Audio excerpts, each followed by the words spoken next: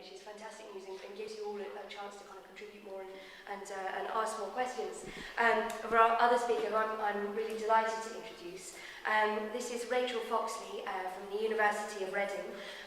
She is the author of this book, The Levellers, Radical Political Thought in the English Revolution, a book that's based on the work that she did for her PhD.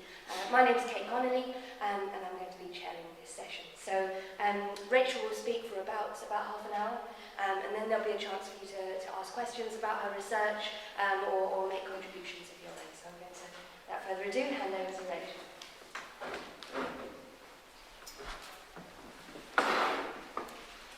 Well, thank you very much for making the trek up from the hall downstairs and not taking the easy option.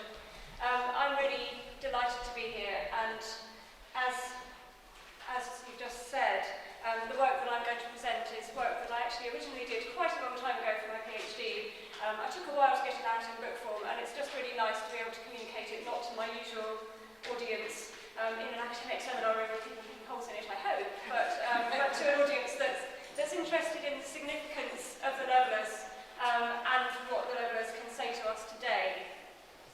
I thought Mike Braddock gave a very good introduction to the facts of Lilburne's life, and that's not what I'm going to talk about now.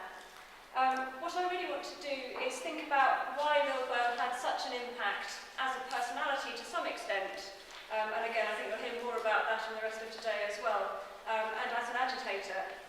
But I think a large part of the answer to that is in the way that he communicated his central political ideas, and it's this question of how he communicated and what those ideas were, how they come through, particularly in the writings of Lilburne that we still have and that his followers clearly read very avidly, that I really want to talk about. So clearly Lilburne still does speak to us in many ways, and we've been thinking about those already, and I think to a large extent Lilburne as a personality still speaks to us so much, because he comes over as an archetypal rebel, an archetypal agitator, in some ways almost a kind of trickster figure. I mean, how do you manage to be put on trial for your life 3 times and escape each time? But I think it's less obvious to us in some ways how Lilburne spoke to his contemporaries, what are the themes and ideas that he picked up that were already out there that he could then use to make much more radical claims with. So that's what I'm going to be talking about today. And I don't know how many of you have read a Lilburne pamphlet or read any number of Lilburne pamphlets. Is anyone going to admit to having read some of them? I mean, brilliant. Sometimes, they have some very exciting autobiographical passages about all the things that happened to him. They also have quite often some marginal notes explaining, his sources, things that he thinks you should go away and read. But in some ways they can be quite dense, particularly if you read lots of them in a row. They can be somewhat dense, but at the same time they clearly worked for the audience that they were intended for. So what I'm going to try and do is explore why that was and what he was conveying. Lilburne was clearly enormously effective as a communicator, and some historians have speculated about his personal magnetism, about how it was that he was able to have such an impact on people, perhaps particularly when he was in the midst of a crowd, in a meeting, actually in a room with people. But of course, a lot of the time, Lilburne wasn't in a room with the people he was communicating with, particularly when he was behind bars. People might visit him, but not that many. So what I really want to think about is how he mobilised larger numbers of people. And so we need to think about the media which were at his disposal, and in particular we need to think about print. And we've already had some kind of thoughts about that. I think Lilburne had a real feel for what you could do with print. Print obviously wasn't a new medium, it had been in widespread use across Europe for a century and a half. But what you see in the Civil Wars is the coming of a new world of print, a new way of using print in the English context. And this isn't about great technical advances, but it's about the coming of age of a technology that was already there. So you have a new climate of news in which print and politics become very urgently intertwined in ways that they hadn't been before. So news books, which are weekly newspapers, the kind of ancestors of our newspapers today, started to appear. You could go out onto the streets of London every day and buy a different news book in the 1640s. Pamphlets flew back and forth. Sometimes they answered each other almost day by day, because you can get out a pamphlet quite quickly. Those who had an urgent message to find a paying audience by scattering pamphlets in the streets at night so that people could just pick them up in the morning. That also might help you to avoid detection if you're spreading a particularly seditious message. And the Levellers were involved in underground presses and printing that was not entirely official, so they were veterans of that kind of milieu. And I think Lilburne himself really provided a masterclass in the exploitation of the press for publicity and political agitating. And his success, I think, is reflected in the fact that contemporary critics of Lilburne, of course, of whom there were many, really commented on the way that he used the press and he roused people through the press in a way that they found irresponsible, populist, and generally disgraceful. Lilburne's pamphlets form a running commentary on his own career, but also a developing corpus of reiterated political principles and attitudes, as well as useful references for further reading. And he definitely wants to educate his readers and send them away to read more things, find out more things.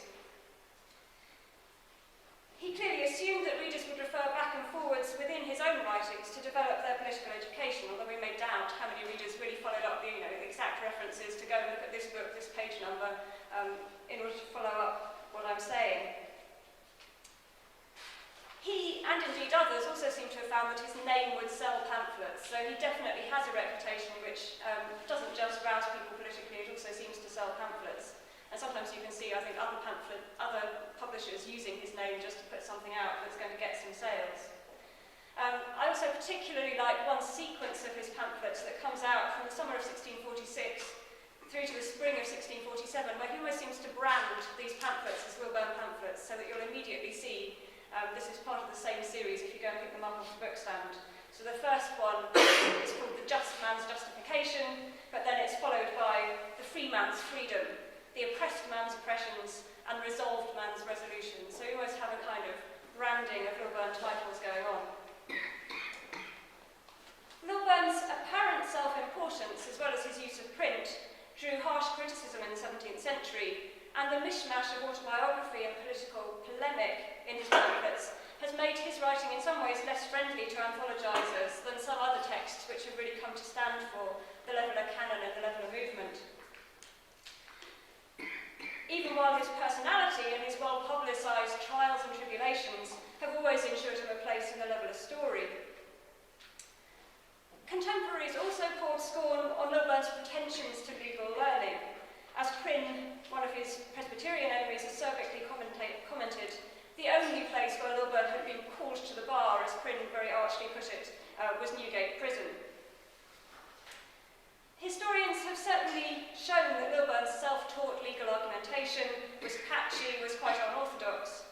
But as ever with Lilburne, what looks disreputable, unorthodox, or self-aggrandising often also turns out to be very politically effective, and I think that's what we should really be looking at when we look at Lilburne's self-presentation and his use of these legal arguments.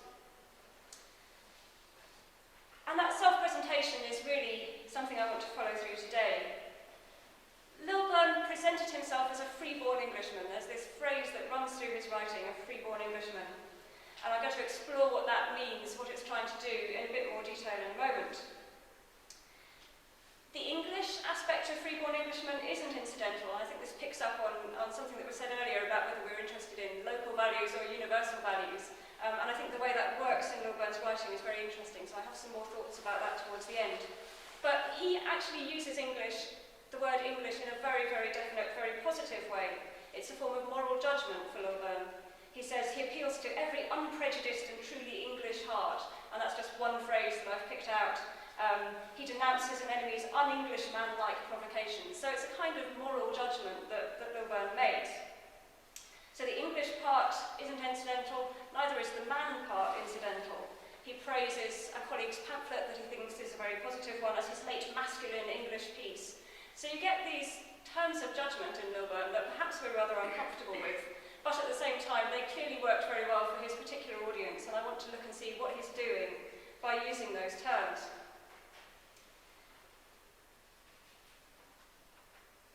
Both Englishness and masculinity seem to denote valour, independence, values that clearly Lilburne supports. And these were the qualities which Lilburne is trying to demonstrate through his own kind of martyrdom narrative, but also the kind of values that Lilburne is trying to incite and provoke and call up in his readers. But I think Lilburne's catchphrase of the Freeborn Englishman did far more than this. It wasn't just an encouraging or rallying way of addressing his readers. It embodied a deeper political message, and in this talk what I really want to suggest is what that message was and how Lilburne went about conveying it. His language was so recognisable to his followers and stirred such passionate support because it made real claims for the political status of Englishmen, poor or rich. Through clever combinations of terms, Lilburne took existing concepts and broadened them out to give them new political implications and applications. And I think that's what he's doing in these, in some ways, rather repetitive pamphlets, where he's always bringing up these phrases, talking about freeborn Englishmen and their rights and liberties. He's actually doing that to make an argument that comes through only in a cumulative way throughout the whole body of his pamphlets. And the result was a very expansive view of what English political life could and should be like. So this phrase, Freeborn Englishman, which you might get slightly fed up of by the end of this talk, I apologise if you do, it's not actually a common phrase before Lilburne started writing. Historians have rather overlooked that fact because it subsequently became a very ubiquitous kind of catchphrase. But actually what people tended to say when they were making political arguments in the earlier 17th century was not freeborn Englishmen. They didn't talk about freeborn Englishmen, they talked about freeborn subjects, which to us has a very different ring, and clearly to Lilburne has a very different ring as well. So parliamentarians called for the liberties of the subject, and in making that claim they said, we are freeborn subjects, we have certain liberties. In fact, even some of the radical pamphleteers didn't completely abandon that phrase, the freeborn subject. It comes through in quite radical pamphlets as well. But Lilburne did abandon it, and he abandoned it very early on. There are a few references to subjects in his earlier writings. In January 1645, and a hint of things to come, he referred to freeborn English subjects, which is kind of halfway to his new phrase. But by the summer of 1645, he seems to have just found his own language and started avoiding the word subject completely, replacing it with the notion of the freeborn Englishman. And I think that's a very interesting movement from subjects to Englishmen, and I read that as a movement from an idea of subjection to an idea of citizenship that carries much more positive connotations for Lilburne.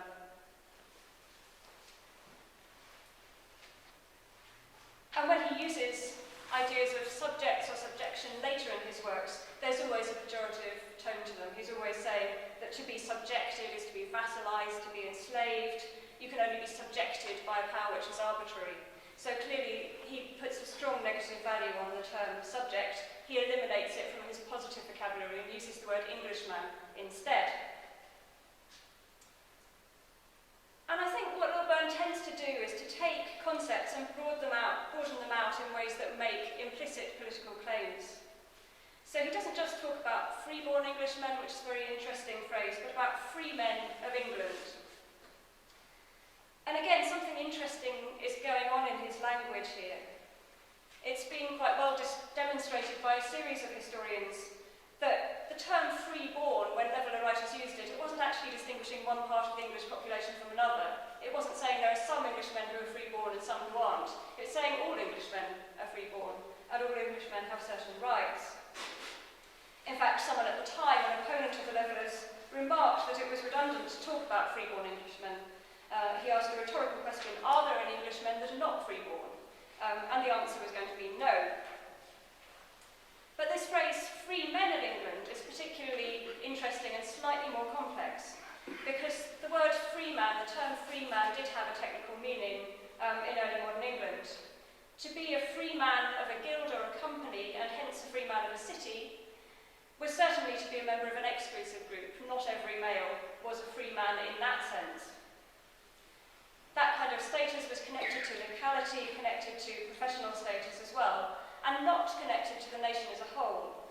And that's why I find it really interesting that Lilburne very often uses the phrase free men of England, which doesn't really have a technical meaning. I think what he's doing is drawing on this idea of the rights and privileges you might have within a city, within a corporation, by being a free man of a guild or company, and generalising them to the whole population of England. And of course, it refers back to the famous chapter of Magna Carta that we've already mentioned today, which set out what could and could not be done to a free man. Lilburne consciously refers back to that, and to Edward Coke's treatment of that.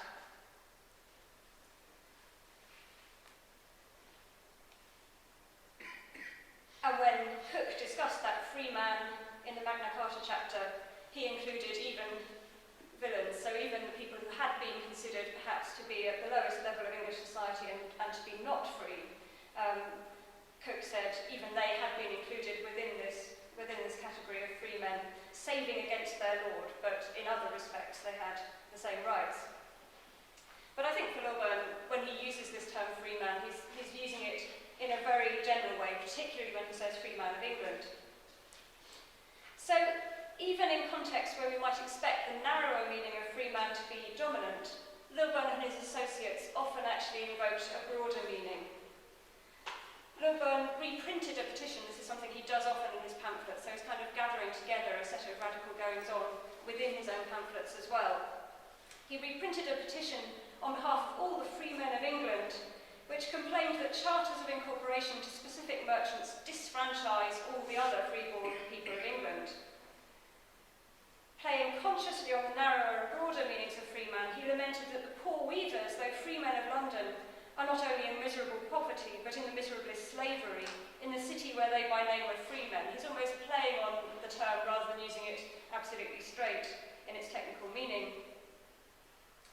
And he could even use this kind of language to override the status distinctions of London politics. A co-author of Lilburne urged London freemen to demand the right to elect the Lord Mayor, and he justified his own interest in the topic by saying that though he was not a citizen of London, yet he was no stranger nor foreigner, but a free man of England, who hath freely hazarded all for the recovery of the common liberty and my country's freedom. And that, to me, is a very striking statement, because he said he's not a citizen of London, this author who's writing a pamphlet with Lilburne, but as a non-citizen of London, he actually was technically rightly described as a stranger or foreigner, but he says, no, that's not true. These are rights which actually apply across England. I'm a free man of England. That overrides technical questions of whether I'm a free man of London or not.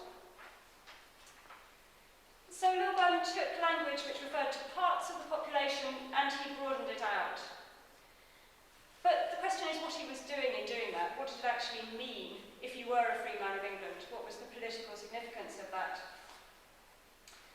And I think it mattered because Lilburne also took a set of other terms and again broadened them out to create a series of entitlements that these free men of England could lay claim to. And it's interesting because some of the terms in question are terms that we use so automatically now that we don't perhaps think about slightly different meanings that they could have in the 17th century. Particularly terms such as liberty, which we take as a kind of very vast, all-encompassing, abstract term. Lilburne frequently used terms such as privilege, immunity, liberty, and franchise when he was laying claim to rights or freedoms either on his own behalf or on behalf of all freeborn Englishmen. And all of these terms are interesting because they all denote very specific rights or exemptions granted piecemeal to individuals or bodies. So it's not that every Englishman has a certain privilege or franchise. A privilege is something you have due to your particular status, perhaps in a particular locality, that enables you to do a particular thing. It's not a general term. And the same is true in a lot of uses of words even that seem very general to us, like liberty.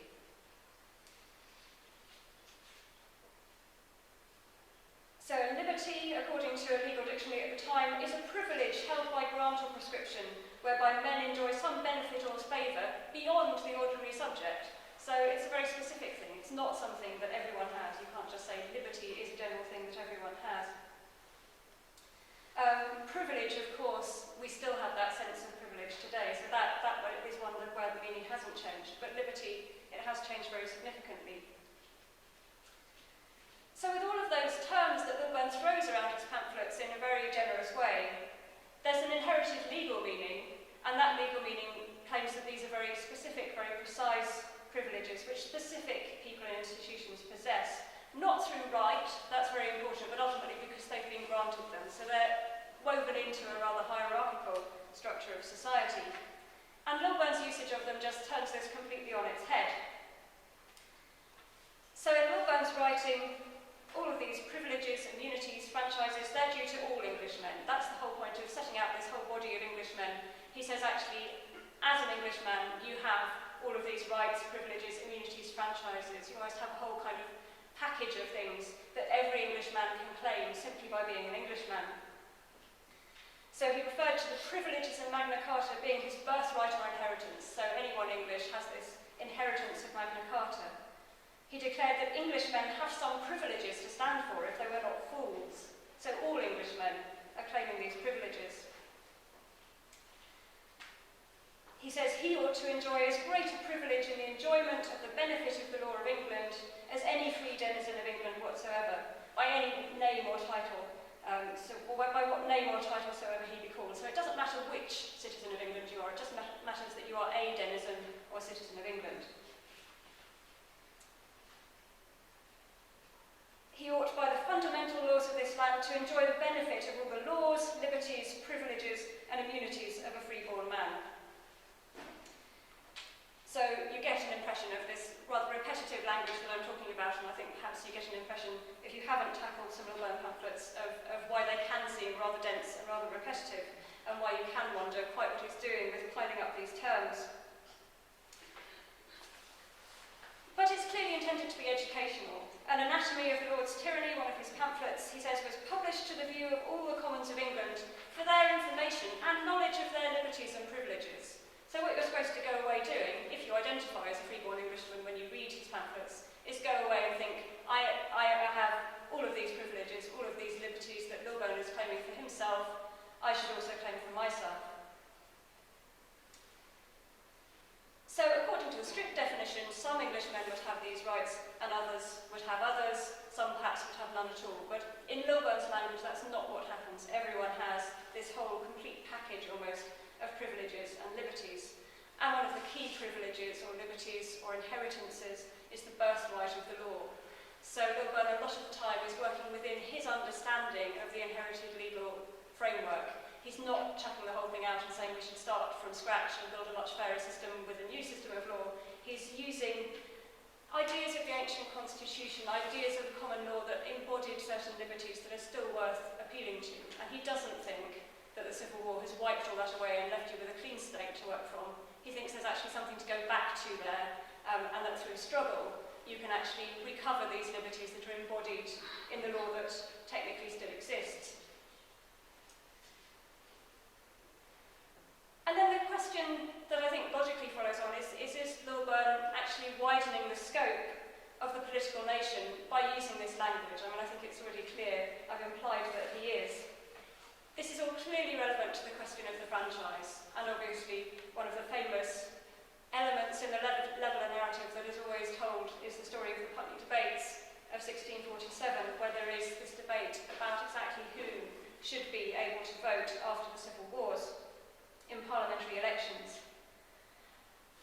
And I think Lilburne's language very much feeds into that debate. The impulse of Lilburne's language about freeborn Englishmen and their liberties and privileges is to create a wider political audience who are prepared to assert their legitimate interest in the realm of politics, to say I have a stake in this, and to lay claim to a package of English rights. And so it's not surprising that in the light of the constant addressing of Parliament, the concern to hold Parliament to account in the name of freeborn Englishmen, the levellers developed a theory of representation that was central to their thought. You might think that would automatically lead on to a reconsideration of the suffrage. In some ways they seem to have been a little bit slow to get onto that, perhaps because they were so busy talking about recalling the existing House of Commons to their trust that they perhaps didn't want to say, actually, the whole basis of that trust is problematic. But it is interesting that when they did move on to it, it was Lilburne, who was the leveller leader, who most clearly spelled out some of the arguments for a broader franchise before the time of the Putney debates. In 1646, he collaborates on a pamphlet about the government of London called London's Liberty in Chains, and presented an argument that really pushes against the logic of a proper property-based franchise. So he says, those without a 40-shilling freehold shall have no vote at all in choosing any Parliament man, and yet must be bound by their laws, which is mere vassalage. So if you follow that argument to its conclusion, any property-based franchise doesn't seem to fit the requirements. In theory, he's just arguing against the disproportion in representation in the Commons caused by the existence of so many decayed boroughs. And his solution is to say, well, actually, let's proportion the votes to the rates. So he seems to retreat from his own position. But he does go further. He follows it up with a claim in a subsequent pamphlet that the poorest that lives hath as true a right to give a vote as well as the richest and greatest, a phrase that is kind of a prefiguring of the famous phrase uttered at the Putney debates by Rainborough. Then in 1647, Lilburne comes back to this whole question of the suffrage at a point when he's starting to undermine the legitimacy of the present House of Commons completely. He's appealing to the people almost to rise up against the present House of Commons in 1647. So he could now be much more critical, and he could articulate the reasons why the Parliament was failing to represent the people. And what he was also doing in 1647 is appealing to the New Model Army very directly, very aggressively. If you read the secondary literature on this, you might say it's with mixed success, but he certainly gets through part of his message to the New Model Army. And it's very useful if you're talking to the army to offer them manhood suffrage. It's something that appeals to men in the army who've gone out and fought in the English Civil Wars.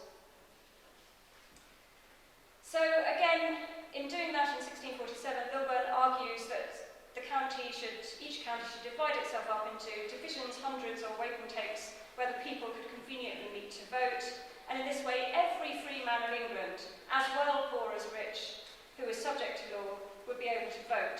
It being a maxim in nature, Lilburne says, that no man justly can be bound without his own consent. So all of that, I think, comes straight from Lilburne's thought, comes straight from his idea of all freeborn Englishmen being equal, and it feeds on into the Putney debates. Now, the relationship of the Putney debates to the Liberals is a very fraught issue in historiography. I think I'm going to skip over it. It's something you can all read up on if you're interested in it. But I would argue that there's very definitely Lilburnian thought that feeds through into those Putney debates. Henry Ireton, Cromwell's son-in-law, argued that a relatively narrow property qualification of the franchise should be kept. Arguing against Ireton, the civilians, the agitators, and Colonel Waynesborough argued instead that all those who lived under a government should put themselves under that government by having the right to vote, exactly the argument that Lilburne articulated. In their view, this meant that Englishmen were, all other things being equal, entitled to the vote. And it comes back to this question of whether being an Englishman actually in itself has political consequences. And it was Lilburne who made the case that just by being an Englishman, you have a certain political status, a certain equal political status with other Englishmen in the nation. So the question was whether English or freeborn status were in any way relevant to inclusion in the political nation. And Ireton, in speeches that come over now as very crass, very insensitive and very shocking, says, no, there's no relevance to being English. He explicitly argued in the Putney debates that there was no difference between an Englishman and a foreigner. The same reason doth extend to both cases. So an Englishman without property, a foreigner who chooses to come and live in England, they both have to obey the laws. It's no reason at all why you should give them the vote. And that argument runs exactly against the logic of the argument that Lilburne has been putting out for the previous few years. For Edward Sexby, one of the army radicals, this claim was simply insulting. And perhaps the angriest speech of the whole Putney debates was his assertion that it was precisely for English rights, which according to Ireton were non-existent, that he and his fellow soldiers had fought. We have engaged in this kingdom and ventured our lives, and it was all for this, to recover our birthrights and privileges as Englishmen. There, Lilburne's language coming home to this very eloquent argument made by Sexby. The claim to our birthrights and privileges as Englishmen is a claim that comes directly from Lilburne's writing. So just to finish off, a few thoughts on how this language plays with us now. I mean, it clearly worked for a large part of Lilburne's audience at the time, but of course it can seem very problematic to us now. It can seem exclusive, when I think a large part of its thrust in the 17th century was to be inclusive of a large part of the audience rather than to be exclusive. So quite what Lilburne is doing with it, I think we have to look at in context. So Lilburne certainly valorises a certain kind of male, valiant English citizen, and it's supposed to make a large part of his readership identify with that and think, yes, that's me, I should stand up for these values. But it clearly does also have exclusive aspects. The place of leveller women has already been alluded to. Perhaps women could claim some of these English rights and liberties through being English, but it does seem that large swathes of Lilburne's language rather exclude women. And then there's the whole question of Englishness and why Lilburne is so attached to it. I mean, I think there are some implicit contrasts there. He's probably saying we're not Turks, we're not French, we therefore have some liberties to stand up for. Those kind of, the Turks and the French were stereotyped as being slavishly subjected to their rulers in English writing of this time. So I think there is a contrast there. And I think perhaps that's an air of early Stuart thinking in which England should be getting out there in the European context and defending Protestantism. So perhaps that kind of context of trying to call the English back to some kind of valour comes from that line of thought. It also, of course, evokes the ancient constitution, which is seen to be a peculiarly English inheritance. But it's important to say that Lilburne didn't just argue from English rights and liberties. He also argues from God and nature and the rights and liberties that people have from God and nature. And he often actually mixes it all up again. So again, finding the true core of Lilburne's writing is very difficult when he actually often tends to throw everything he can at a particular point. So he often talks about the rights and liberties of his countrymen based on a whole mixture of grounds squashed into one single phrase. So our natural, rational, national and legal liberties. That's a single phrase of Lilburne, and there's lots of that. Some of you who've read the pamphlets are looking as if that sounds very familiar. That's not the only example where you've got natural rights and national legal rights sort of rolled up into the same phrase and treated as if it's completely unproblematic to just put them next to each other. So perhaps indecisive, perhaps a desire to just cover all the bases. For people who are more inclined to go for a legal argument, you give them that. For people who think that's actually rather limiting, you can say, well, actually, it's based on natural rights ultimately. But it also reflects, I think, a genuine sense that Lilburne had that these things were not in conflict. Liberties were both English and guaranteed by the fundamental laws of England, and natural, guarded ultimately by reason and by God. Lilburne's appeal to the rights of freeborn Englishmen was hugely effective, but perhaps reading Lilburne now, we can be reassured to hear that certain rights are the natural and undoubted right